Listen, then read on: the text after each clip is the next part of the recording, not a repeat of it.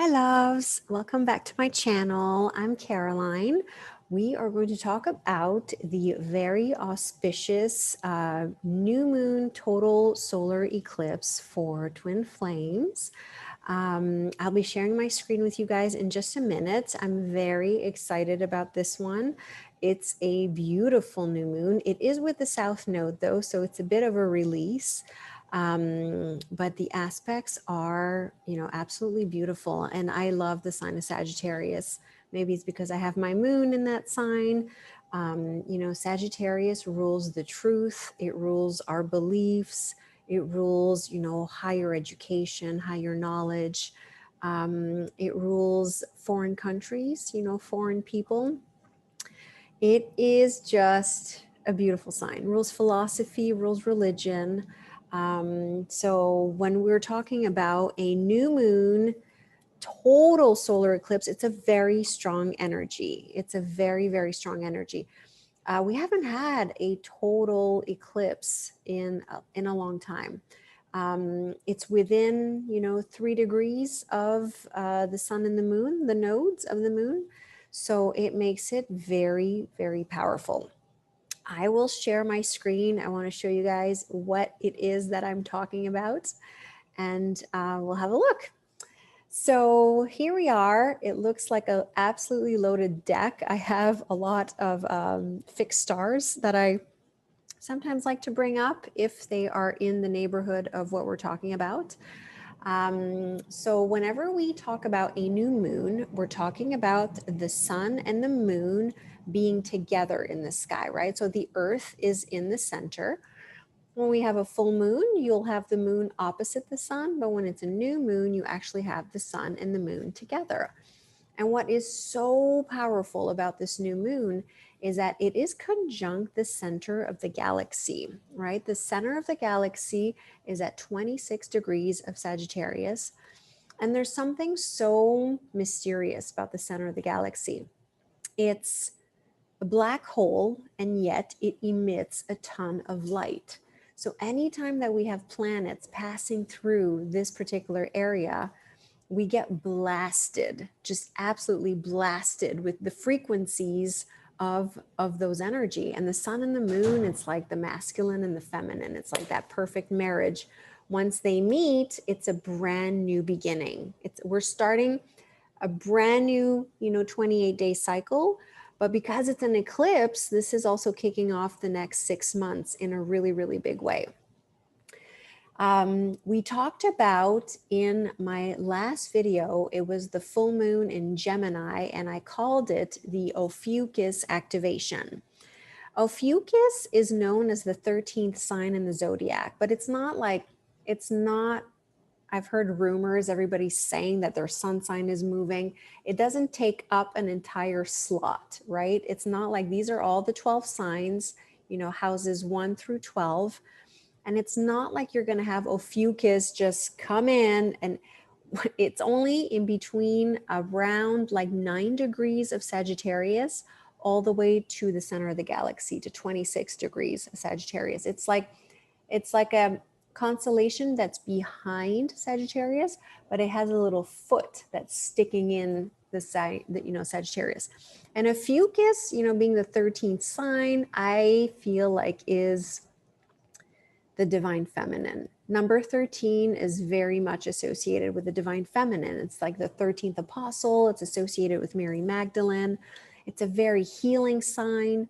And a lot of astrologers will agree that perhaps the ruler of Ophiuchus is Eris right here. Eris is a dwarf planet. She's almost like Pluto's little sister because she is farther away in the zodiac than Pluto. Pluto is the farthest planet that we have. Also, they don't call Pluto a planet. It's a dwarf planet, but it's the farthest one. And the farther they are, the more powerful they are. Eris is even farther away from than Pluto. She takes like 500 years to go around the zodiac, whereas Pluto takes 275. So Eris, okay, the ruler of Ophiuchus, this new moon, it's in Sagittarius, but it's also in Ophiuchus. It is making a powerful trine to Eris. The archetype of Eris, of course, most divine feminines, you know, like Eris and Black Moon Lilith, have kind of a bad reputation. The archetype of Eris is the one who was uninvited at a party because she's been betrayed, and who got, you know, really upset. And you know, so she's got like that rebel energy, but you know, she's a rebel heart. She's, you know, she's the one that's been squaring the Capricorn party in all of 2021, just adding fuel to the fire pretty much for revolution, for the betterment, right? All of these transits are for our betterment. So powerful, powerful trine with Mars. So this is like a very action-oriented new moon, I want to say. New beginnings, pushing us into our destiny, right? New moon, solar, total eclipses are very fated.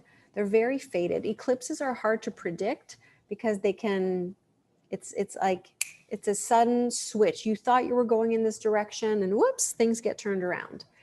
And the new moon is also conjunct Mercury, which is, you know, Mercury's the messenger of the gods. It's communication. It's the mental mind. There could be, because it's with the South Node, this is a South Node eclipse, right? It's a new beginning, yet you need to make some space and release something. And with Mercury being in the mix and in the sign of Sagittarius, this could be letting go of some old beliefs. It could be, you know, an important piece of communication that comes in that gets us to release what no longer serves us in order to make room for the new, because the new is coming. The new is coming. I kind of had a situation today where all of my sessions that I record for clients this week, I was having trouble uploading them to my Google Drive to email it to them, and only to find out that my Google Drive, we're going to call that my email communication Mercury, was completely full. I don't think I've ever emptied it. And so I have spent all day today just deleting old emails, deleting emails with huge files and huge videos, and just delete. I mean, that's it, like deleting old communications to make room for the new, for all of the new sessions that are coming up in the future. So keep that in the back of your mind. There could be some information coming in because Mercury is very close to the mix. It's literally sandwiched in between the South Node and the new moon. So there could be some mental shifts or some communication, or those of you who have businesses, you know, things just take like a bit of a twist. The exciting thing for divine counterparts, okay? The planet Venus of love and money is directly together with the planet of Juno, the sacred feminine, right here. They're both at 28 degrees of Scorpio. And what is so gorgeous about this is that it is finally making a nice sextile to Jupiter, planet Jupiter, our divine masculine right here at 28 degrees. This is definitely a union window right here. When you have the divine feminine talking nicely to the divine masculine, that's a union window. It's going to get even more interesting in the weeks to come as she moves into the sign of the truth, Sagittarius, and as he finally gets out of Capricorn and into the sign of Aquarius. I could not be more excited for this because, you know, Jupiter is abundance, it's good luck. And it's been 1 year. I think it was early December of 2019 when Jupiter entered Capricorn. Unfortunately, Capricorn is an earth sign, so you would think that it would be all of this abundance finally materializing into the 3D, but Jupiter is in fall position in Capricorn, right? Because Jupiter is exalted in Cancer. So it's been very restricted. The sign of Capricorn you know, is very restricted. So on December 21st, no, I believe it's the 21st is the conjunction with Saturn. But right now, yeah, Jupiter is still very close to Saturn in Capricorn. So it's not, this new moon is not like the complete doors opening yet. We still have some unfinished business going on in here. But the window is open for communication. But like I said, when she moves into Sag and when he moves into Aquarius, I just feel like the energies are just going to be so nice. I'm going to be putting out another video, a special video for twin flames in the the age of Aquarius, and what that's going to mean for us. Guys, we've been training for this. We have been training for this. It's very exciting. We also have one of the energy signatures going on big time for this eclipse is the pretty much the only like big square. Well, we'll talk about the Pluto-Mars square in a minute, but the big square for this eclipse is again Neptune. Neptune, who is squaring the nodes. It's kind of a loop, well, it's a 5-degree square with the new moon, but it's definitely a square with Mercury and a square with the nodes. Neptune at its highest expression, when you have blue lines leading to Neptune, you know, we're talking unconditional love, compassion, charity, the angels. Neptune rules the seraphim angels. But when it's a red line like this, when it's a square, Neptune is a little bit smoke and mirror. It can be deceiving. It can be confusing. It can be confusing. There could be some information coming in, but it might not be clear, is the thing. So keep that in the back of your mind. I know that the lunar eclipse that we had, oh my God, total confusion. The clients that I had that day, everyone was confused. They're just, what? Like nobody's payment method was working right. And it just was, yeah, that same kind of energy. As long as we're going to have that Neptune squaring the nodes, there's confusion in the air. That's the big energetic signature to this. We also have Pluto, right? The Lord of the underworld, the great transformer, starting to make its square to Mars. This is sort of explosive energy. Mars is at 20, Pluto's at 23. It's not, we still have a few more weeks until it perfects. But if you guys remember, Mars is just coming out of its big retrograde. So it went down this path in August, and then it went retrograde the whole fall, and now it's turning direct again. So we've had this in August, right? And the last time that Mars was squaring Pluto, we had the big explosion in Beirut. That energy is coming back. It's not quite yet, but we've got that explosive energy coming back. So it's not perfecting yet, but there's something brewing. There's definitely something brewing in the air. Yeah, I think that pretty much sums it up. Take advantage of this very sexy energy. And I know, you know, a lot of twins are not in communication, but do take some time to just tap in, just tune in.